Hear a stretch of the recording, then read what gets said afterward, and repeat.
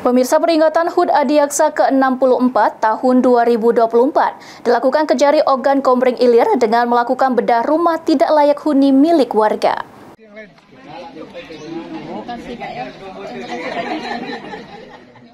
Peringatan Hari Bakti Adiaksa ke-64 tahun, Kejaksaan Negeri Ogan Komering Ilir menggelar sejumlah rangkaian kegiatan bakti sosial, di antaranya program bedah rumah bagi warga yang membutuhkan. Salah satunya rumah Rita Lisnawati, warga desa Celika Kayu Agung yang menjadi penerima bantuan bedah rumah.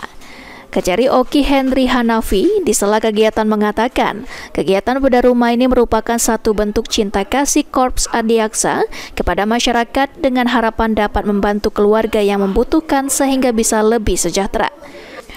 Kami terutama mengucapkan terima kasih atas dukungan seluruh pihak, terutama dari jajaran pemerintah Kabupaten Oki, Basnas.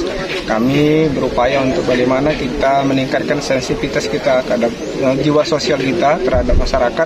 Ternyata di sekeliling kita masih banyak rekan, sahabat, keluarga kita yang masih di bawah garis kemiskinan. Sosial bedah rumah juga kami melakukan kegiatan donor darah, kemudian juga memberikan santunan kepada anak yatim piatu dan beberapa keluarga yang masuk kategori duafa, dan juga kita melakukan kunjungan terhadap keluarga, sahabat, dan kerabat kita yang saat ini ditimpa kemalangan. Selain bedah rumah bersama Ikatan Adiaksa Dharma Karini juga mengadakan acara donor darah dan santunan anak yatim serta keluarga yang membutuhkan. Henry menuturkan dengan bersama-sama membantu meningkatkan taraf kesejahteraan masyarakat, maka diharapkan akan berdampak kepatuhan hukum yang lebih baik. Novan Wijaya, PAL TV.